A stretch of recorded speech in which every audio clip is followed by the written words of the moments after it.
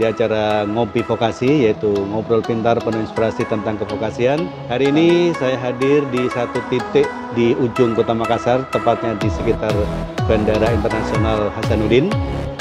Yang mulai kembali tentang bagaimana sih kebutuhan perusahaan terhadap ketenagakerjaan yang tentunya setiap tahun, bahkan setiap semester itu dihasilkan selalu oleh lembaga-lembaga kursus dan pelatihan atau lembaga vokasinya, yaitu alumni-alumninya gimana sih supaya bisa terserap di perusahaan-perusahaan yang seperti ada contoh di, misalnya ya.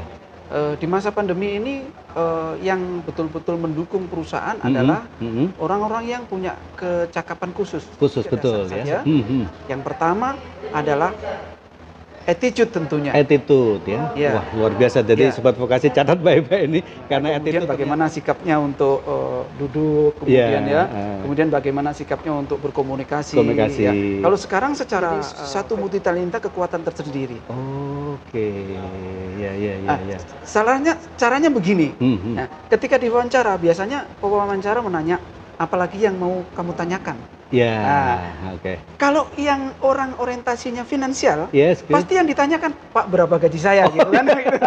Nah ini. Saking tidak sabarannya. Saking tidak sabarannya. Gitu. Cara membaca CV ya, artinya kan biasanya kalau surat lamaran pasti ada riwayat hidup ya. Nah, itu kan tidak semua yang melamar itu dipanggil untuk interview. Betul. Nah, ini kira-kira ada bocoran nggak Mas supaya sobat-sobat vokasi ini bisa tahu, oh kalau saya membuat CV itu seperti ini sehingga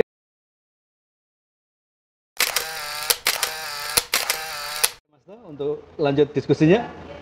Siap selalu ya. Oke, baik Mas.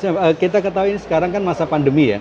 Jadi saya lihat itu beberapa tren perusahaan itu juga ada yang mengeluh, ada juga yang merasa bahwa ini harus ada perubahan-perubahan. Nah, kemudian kalau erat kaitannya dengan ketenagakerjaan, kira-kira masih ada nggak sih Mas peluang untuk perusahaan-perusahaan ini merekrut karyawan-karyawan baru?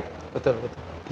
Untuk di masa pandemi memang sepertinya secara umum gosip di media sosial itu terjadi penurunan gitu ya. Dan secara statistik memang benar. Betul ya. Tetapi kalau namanya peluang masih banyak. Masih banyak sekali. Ya. Hanya sekarang tergantung bagaimana melihat peluang dan mau memanfaatkan peluang itu. Oke. Seperti contoh misalnya di masa pandemi ini yang betul-betul mendukung perusahaan adalah orang-orang yang punya kecakapan khusus. Betul ya. Nah, misalnya dia pandai bermain handphone misalnya digital misalnya dengan memanfaatkan handphonenya. Dia cukup simple ya. Bisa menjadi bisa memanfaatkan sebagai peluang SDM ya. Hanya memang ini kan terkait dengan SDM. Kemarin kami ada Zoom nasional tentang implementasi pengembangan SDM dengan Undang-Undang Cipta Kerja.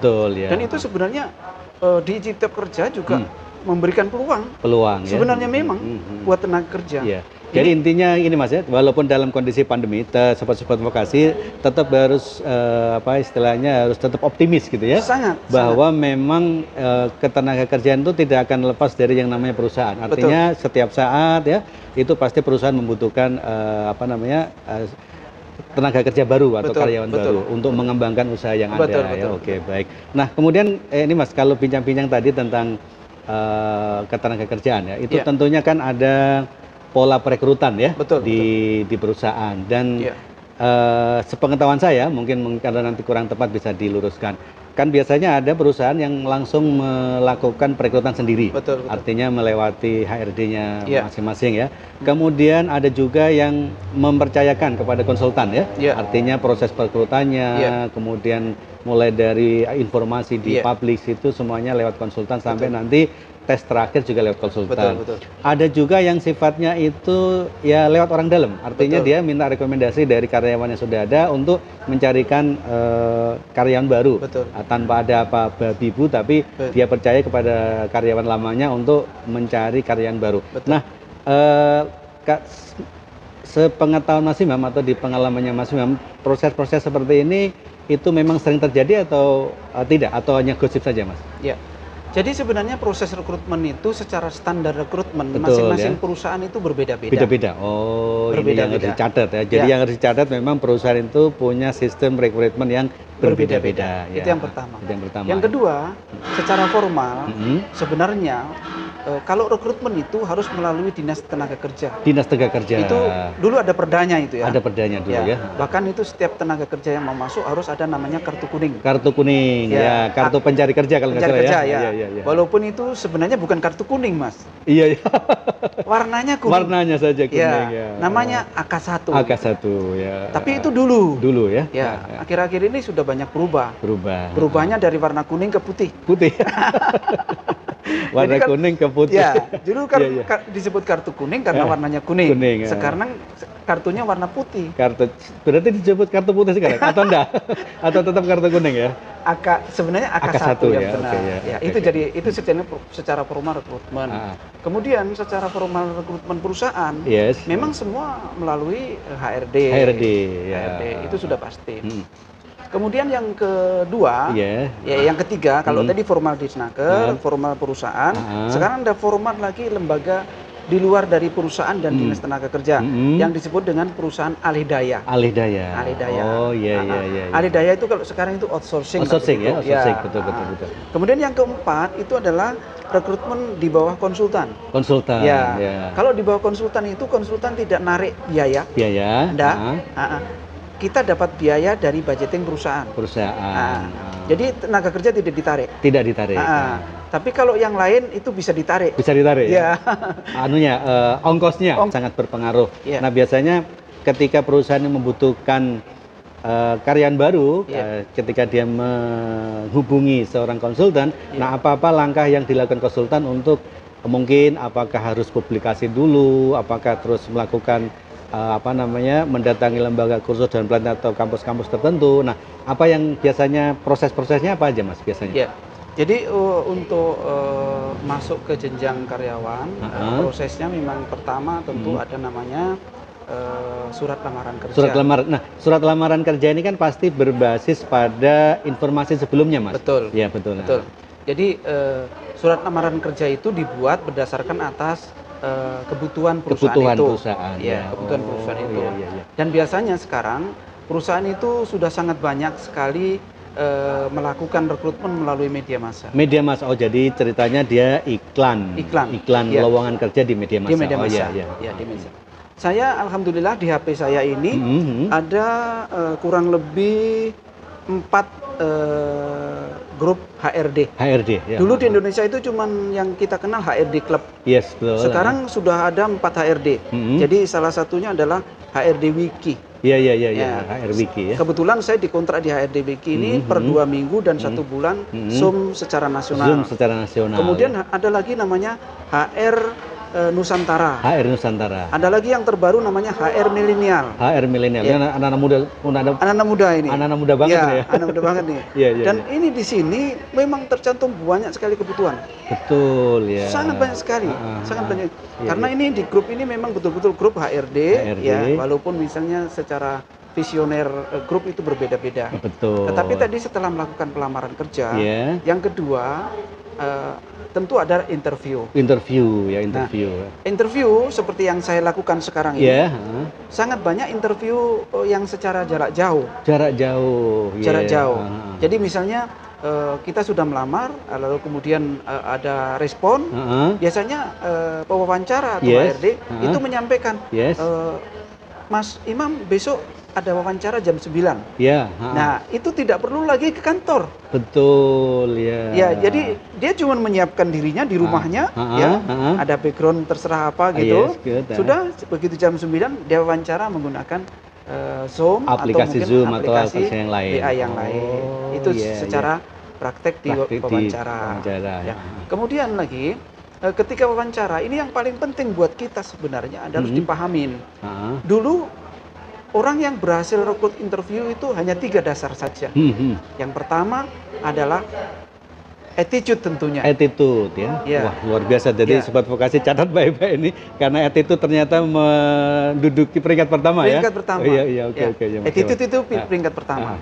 Lalu kemudian yang kedua adalah skill. Skill ya. Oh, skill itu keterampilan. Keterampilan ya. Ya. Oke. Yang ketiga itu adalah knowledge ya. Ya. Oke. Nah, tetapi di dunia sekarang ini attitude sudah nggak begitu terlihat, Pak. Kenapa? Karena wawancara sudah jarak jauh. Oke, ya. Iya kan? Kalau dulu misalnya dipanggil di satu ruangan, attitude-nya kan ketuk pintu dulu. Betul. Ya. Selamat siang, Pak. Gitu ya. Kalau orang Jawa itu bungkuk-bungkuk gitu gitu ya.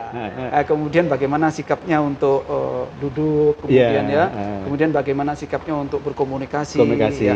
Kalau sekarang secara virtual ini, attitude itu sudah agak sedikit berbeda caranya. Iya, soalnya saya mengalami juga, Mas. Saya kalau mengajar itu atasannya aja yang bagus, bawahnya pakai sarung ya. karena teknologi itu ya. Teknologi. Nah itu Mas Imam sebagai pewawancara untuk mengetahui bahwa attitude-nya bagus kayak apa? Nah, ini dia. Tadi saya sampaikan, SDM dulu itu ada 3 pokok aja. Ya, 3 dasar. Attitude, skill, knowledge. Di zaman digital ini ada tambahan, Pak. Yang namanya multitalenta. Multitalenta. Apalagi itu? Nah, jadi multitalenta itu memadukan antara kecerdasan semua. Kalau dulu kita belajar tentang 8 kecerdasan, ada singing dan lain sebagainya, betul. Itu harus menjadi satu multitalenta kekuatan tersendiri. Oke, caranya begini. Nah, ketika diwawancara biasanya pewawancara menanya, apalagi yang mau kamu tanyakan. Kalau yang orang orientasinya finansial, pasti yang ditanyakan, Pak, berapa gaji saya, gitu kan? Nah, ini saking tidak sabarnya gitu. Betul, padahal itu adalah bisa mempengaruhi bahwa skillnya dia, attitude-nya dia kurang bagus. Berarti orientasinya materi. Tetapi kalau dia bisa menyampaikan, Pak, boleh kami tahu bagaimana profil perusahaan, produknya, supaya kami bisa mempelajari dan bisa menyesuaikan cepat dengan lingkungan perusahaan Bapak. Nah, itu berbeda cara orientasinya. Saya tahu. Jadi Sobat Vokasi hati-hati ternyata ya, kalau kita salah bertanya bisa ketahuan attitude kita nggak bagus ya. Betul sekali. Karena memang sering begitu ya. Sering. Karena kan kita kadang itu katanya suruh terus terang gitu berapa gaji yang diminta, kan biasa begitu ya. Ternyata itu juga merupakan satu ceruk untuk melihat ya seberapa bagus attitude dari calon karyawan itu ya, Mas. Kadang-kadang itu sebuah pancingan pertanyaan kan. Tetapi sebenarnya kalau menurut saya, jika ditanya seperti itu tentang gaji, jawabannya yang paling baik menurut saya dan pengalaman saya adalah jawab saja, kami mengikuti standar perusahaan. Standar perusahaan. Oh, itu bocoran untuk teman-teman Sobat Vokasi yang nanti kalau ditanya berapa minta digaji, sesuai standar perusahaan. Itu adalah cara yang paling bagus daripada langsung kita bilang terserah Bapak, biasa gitu ya. Atau dia langsung pasang karena dia mungkin berasal dari lembaga pendidikan yang sudah terkenal, akhirnya dia pasang tarif, ketahuan nih. Sudah tidak lama lagi udah masuk di kiri itu ya, sudah jadi. Oke, baik Mas. Nah, itu dari sisi interview ya Mas, dari recruitment. Nah, kemudian bincang-bincang secara garis besar Mas. Jadi sebetulnya yang dibutuhkan oleh perusahaan terhadap karyawannya apa Mas? Maksudnya apakah memang dia harus ahli di bidang itu ya, kemudian didukung dengan attitude dan lain-lain. Nah, standar secara garis besar mungkin kalau boleh dibilang passing grade lah. Nah, jadi untuk masuk menjadi seorang karyawan itu syarat minimal apa buat teman-teman Sobat Vokasi ini? Jadi untuk saat ini syarat minimal itu sebenarnya adalah digitalisasi. Digital ya. Itu untuk syarat sekarang. Harus melek digital. Harus melek digital saat ini ya. Kenapa demikian? Karena begini, seseorang di dalam perusahaan itu harus bisa membranding dirinya. Betul. Yang disebut dengan personal branding. Personal branding. Nah, ini nanti ikutin saja Zoom saya. Ada Zoom-nya ya, Mas? Ada brand personal branding secara nasional. Branding, Artinya begini, sebenarnya attitude, skill, knowledge di zaman sekarang itu bukan ditiadakan, tidak. Tetapi itu menjadi support gitu. Support ya. Sekarang yang menjadi grade yang paling baik adalah tentu digital. Digital ya. Komputer dan digital. Komputer dan digital. Artinya apa? Anak muda sekarang kan tidak ada yang tidak bisa itu, Mas. Betul. Jadi artinya memang sekarang memang zaman digital ya. Betul. Artinya mereka teman-teman semua Sobat Vokasi harus benar-benar jangan sampai gagap teknologi. Betul. Jadi intinya itu. Jadi itu dari sisi teman-teman sekalian Sobat Vokasi, tadi udah kita bincang-bincang dengan Mas Imam ya. Ternyata ada beberapa trik-trik khusus ya ketika menghadapi interview. Terus ini Mas, sebelum kita masuk di sesi yang berikutnya, biasanya cara membaca CV ya, artinya kan biasanya kalau surat lamaran pasti ada riwayat hidup ya. Nah, itu kan tidak semua yang melamar itu dipanggil untuk interview. Betul. Nah, ini kira-kira ada bocoran nggak Mas supaya sobat-sobat vokasi ini bisa tahu, oh kalau saya membuat CV itu seperti ini, sehingga menjadi kriteria masuk di kelompok yang di ACC untuk dipanggil interview. Baik. Ya. Sebenarnya kalau CV itu yang paling penting menurut saya bukan masalah pengalaman dan pendidikannya. Oh ya. Tetapi ada keterangan lain itu yang mendukung biasanya. Iya betul. Nah, keterangan lain yang mendukung itu yang selalu jadi patokan. Oke. Iya. Itu ada di form yang terakhir itu biasanya ada keterangan mendukung. Iya. Nah itu. Kalau perlu di dalam keterangan pendukung itu tambahkan di situ referensi yang bisa dihubungin. Oke. Istilahnya yang tahu betul tentang diri kita. Betul. Ya. Oh, iya, karena itu menjadi jaminan gitu. Yes, good. Ya. Orang lain kan biasanya yang ditonjolkan ketika buat CV kan tentu pendidikan formal, ya kan, pengalaman pendidikan, kemudian juga mungkin keterampilan lain gitu. Pendukung. Lalu juga kadang-kadang dia bangga dengan pengalaman kerja sini, pindah lagi kerja sini. Iya. Itu kadang-kadang salah persepsi. Malah menjadi bumerang ya Mas? Malah bumerang. Oh. Sepertinya, berarti ini anak ini dia tidak tahan terhadap lingkungan stres kerja. Karena pindah satu. Oh. Seperti itu. Iya, betul ya. Kalau orang menganggap kan, wah saya ini hebat perusahaan sana. Pindah-pindah gitu ya. Tapi secara psikologi emosional pribadi, berarti dia tidak tahan dengan lingkungan stres perusahaan. Itu juga harus.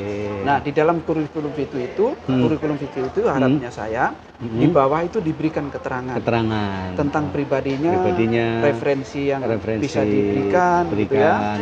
Lalu kemudian pastikan bahwa Anda siap bekerja dalam lingkungan perusahaan dengan standar yang diikuti oleh perusahaan yang diinginkan. Oke, baik. Sobat-sobat vokasi, jadi itu tadi ya. Jadi mulai dari proses perekrutan ya.